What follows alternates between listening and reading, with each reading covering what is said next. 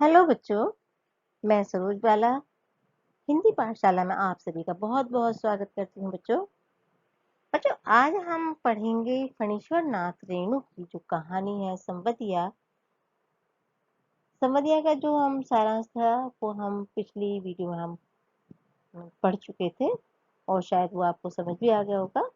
तो आज हम इनके जो लेखक हैं उनका जीवन परिचय संक्षिप्त में समझेंगे और पाठ के जो प्रश्न हैं उनको आसान तरीके से समझने का प्रयास करेंगे।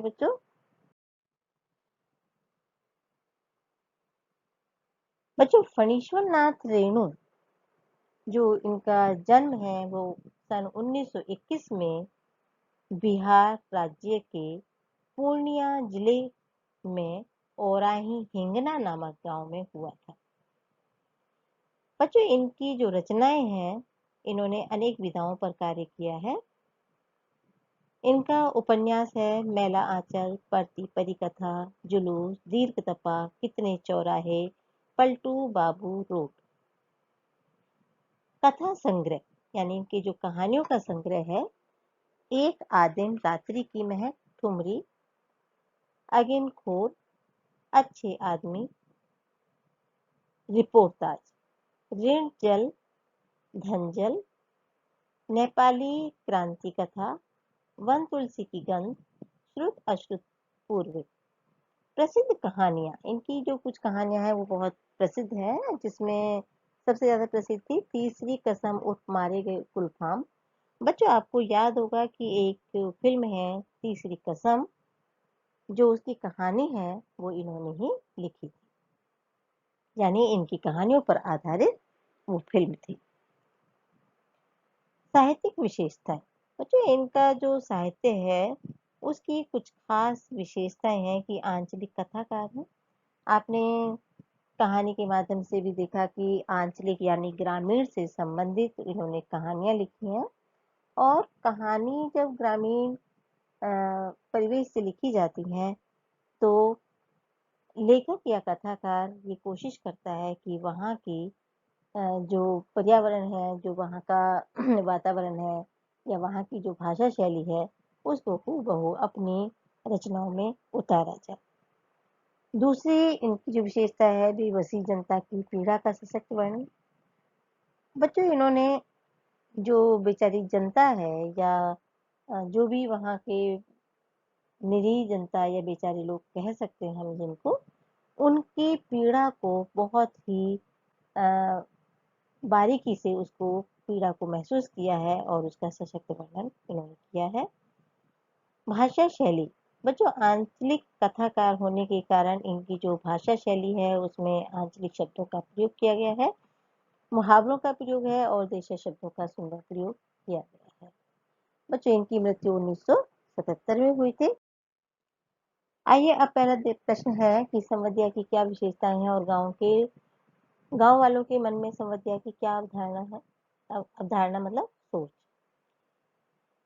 तो बच्चों संवदिया की जो विशेषताएं हैं वो इस प्रकार से होनी चाहिए कि दिए गए संवाद को जैसा है वैसा ही बोलना पड़ता है।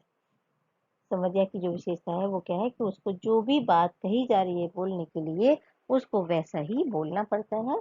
संवाद के साथ भावों को भी वैसे का वैसा ही बोलना पड़ता है, यानी जो भाव बताने वाले ने या कहने वाले ने कहे थे उन्हीं भावों के साथ उस बात को कहना पड़ता है। कहने का अर्थ है बच्चों अगर दुख भरी बात है या रोते रोते किसी ने कोई बात कही है तो उसको अपनी वो संवाद को बताते समय रोना पड़ेगा और उसी तरीके के हाव भावों का प्रयोग करना पड़ेगा। संवदिया को भावनाओं में नहीं बहना चाहिए, जो उसकी विशेषता है कि भावनाओं में नहीं बहना चाहिए और संवाद को भावनाओं से अलग रखना चाहिए। यानी जो वास्तव में संवदिया है उसको इन भावनाओं से कोई लेना देना नहीं होता, उसको तो केवल संवाद पहुंचाना और उसको उसी प्रकार से प्रकट करना यही उसका मुख्य कार्य होता है। उसे मार्ग का ज्ञान होना चाहिए, यानी जहाँ उसको जाना है किस प्रकार से जाना है, कौन कौन से वाहनों का प्रयोग करना है, उनको इस प्रकार की जानकारी होनी चाहिए। संवाद को पहुंचाने में गोपनीयता का बहुत आवश्यक है। यानी संवाद जब हम पहुंचा रहा है तो गोपनीयता यानी उसको बिल्कुल छुपा कर के रखना है, वो किसी के सामने उजागर नहीं करना।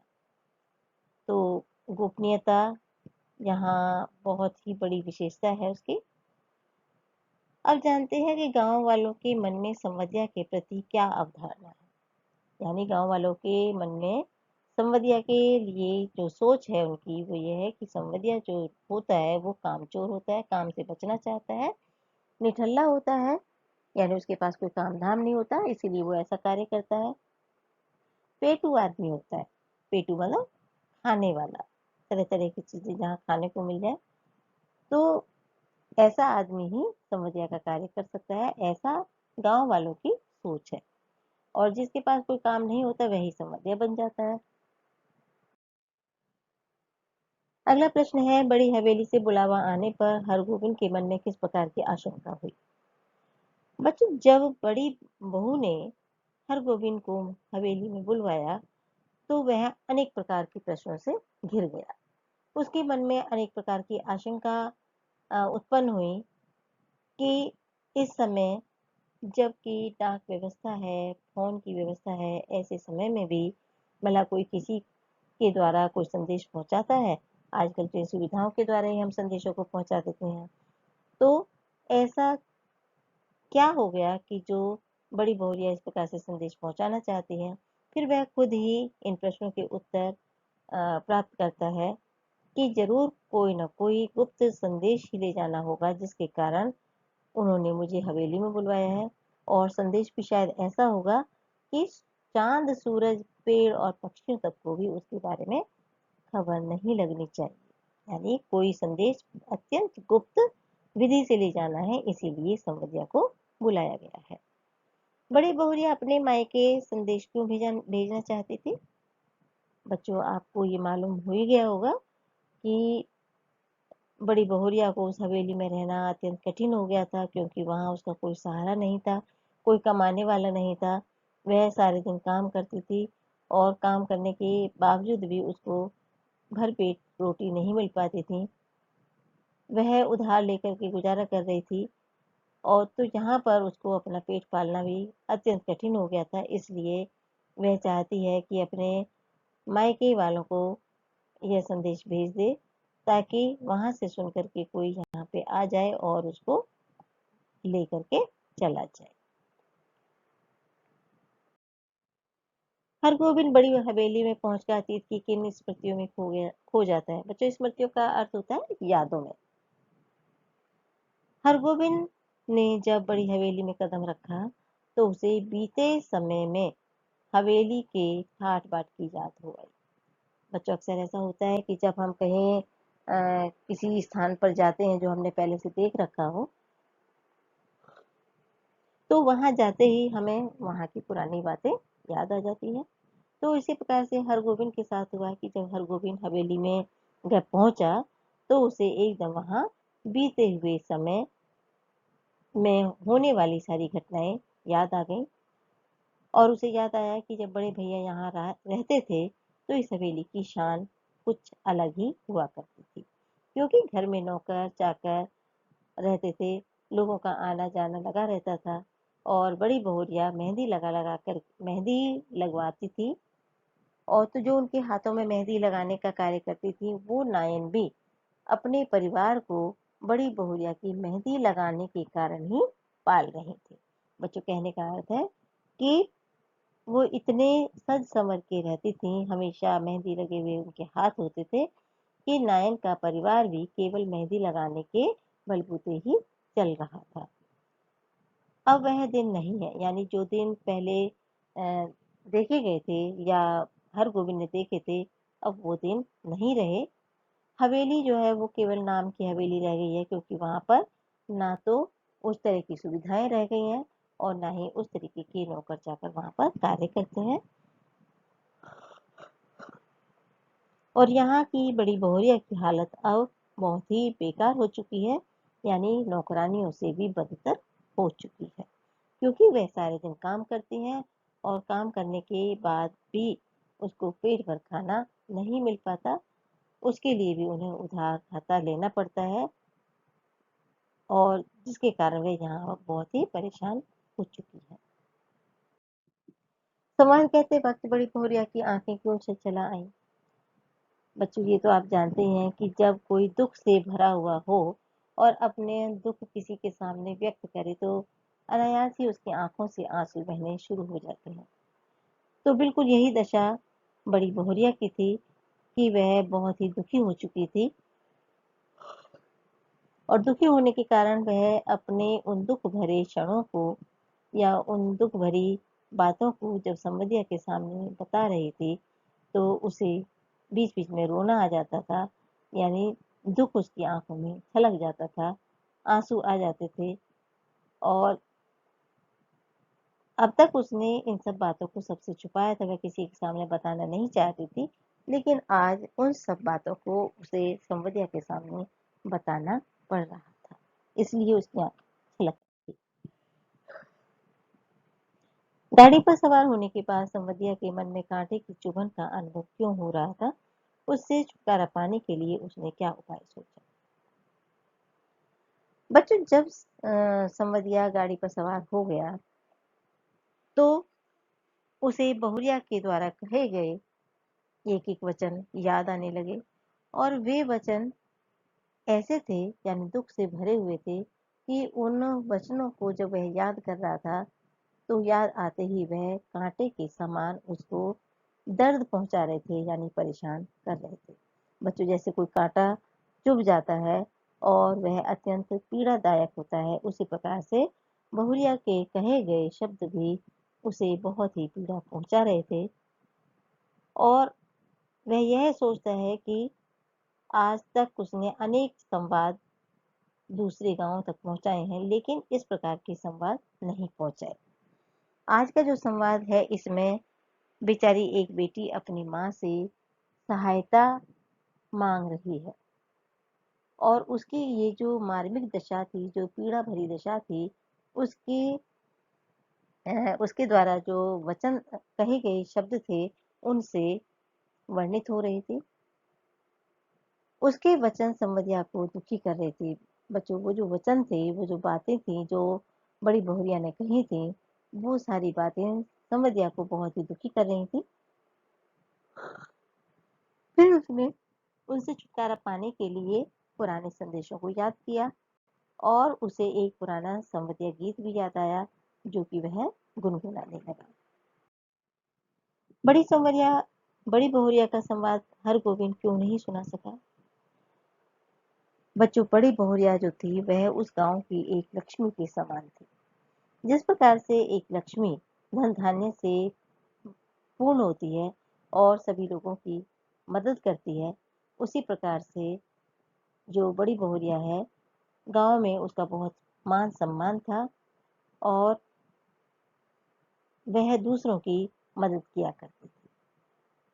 लेकिन आज उस लक्ष्मी की ये दशा हो गई थी कि उससे संबंधित समाचार उसे दूसरे गांव में जाकर के सुनाना पड़ रहा था। तो संवदिया को ये बात इस प्रकार का संदेश सुनाना अपमानजनक लग रहा था, और उसे यह सोचकर बहुत ही शर्म भी आ रही थी कि उसके गांव की लक्ष्मी इतने कष्ट झेल रही है, और वह, यानी उसका जो गांव है, उसके लिए कुछ भी नहीं कर पाया है। तो यानी वह अपने आप को और गांव की नज़र में, मतलब गांव वालों को एक लज्जा की बात मानता है कि गांव वालों ने भी उसकी कोई मदद नहीं की, और उसने स्वयं ने भी कोई मदद नहीं की। यह गांव वालों के लिए एक डूब मरने वाली बात थी, यानी शर्म की बात थी। तो इस प्रकार से वह बड़ी बहुरिया का संवाद सुनाने में असमर्थ रहा, यानी वह उनका संवाद को नहीं सुना सका। तो जो प्रश्न है, संवदिया डटकर खाता है और अपर कर सोता है, से क्या आशय है या क्या तात्पर्य है। बच्चों, अक्सर जो संवदिया होते हैं, उनका कार्य होता है संवाद को लेकर जाना और उस संवाद को हूबहू वहां बता देना। उसके बाद में जब उसकी खातिरदारी की जाती है, यानी खाना पीना दिया जाता है, तो वह बड़े मज़े से उस चीज़ को खाता है और उसके बाद में थकान, जो रास्ते की थकान हो जाती है, उसको उतारने के लिए आराम भी करता है। और जो वास्तव में संवादिया है, उसका यही कार्य हुआ करता है कि संवाद को पहुंचाना और उसके बाद में खाना खा पी करके आराम से सो जाना या थकान को उतारना। लेकिन बच्चों, आपने यहाँ देखा कि जो हरगोविंद नाम का संवदिया है, यह भावनाओं में बह गया है और वह उस प्रकार से कार्य करने में असमर्थ लग रहा है। जलालगढ़ पहुंचने के बाद बड़ी बहुरिया के सामने हरगोविंद ने क्या संकल्प किया? बच्चों, जब वो जलालगढ़ पहुंच गया था, तो बड़ी बहुरिया के सामने वह संकल्प करता है कि अब वह निठल्ला नहीं बैठेगा। निठल्ला मतलब खाली नहीं बैठेगा। बड़ी बहुरिया के लिए हर काम एक बेटे के समान करेगा, यानी बड़ी बहुरिया के लिए वो एक बेटे के समान है और अब वह बेटे के समान ही एक कार्य किया करेगा और वह अपनी माँ के समान ही उनकी देखभाल करेगा और उसे सारे हर प्रकार के कष्टों से दूर रखेगा। बच्चों, शायद आपको ये प्रश्न समझ में आ चुके होंगे। बहुत ही आसान है, बहुत ही इंटरेस्टिंग है और बहुत ही करुण बातें यहाँ कही गई हैं कि कहानी को पढ़ कर के या सुन कर के हमें भी बहुत दुख महसूस होता है। तो बच्चों, आपको समझ में आ गई होगी। तो आपसे मेरी विनती है कि आप मेरे चैनल को सब्सक्राइब कीजिए और अधिक से अधिक शेयर कीजिए। और बच्चों, कमेंट्स करना मत भूलिएगा। यानी अगर आपको अच्छी लगती है या बुरी लगती है या कोई चीज़ छूट गई है, तो आप उसके बारे में कमेंट्स कर सकते हैं। तो बच्चों, मैं आपसे कहूँगी कि आप मेरे इस चैनल को सब्सक्राइब करिए और ज़्यादा से ज़्यादा अपने फ्रेंड्स में शेयर कीजिए, लाइक कीजिए और कमेंट्स भी कीजिए।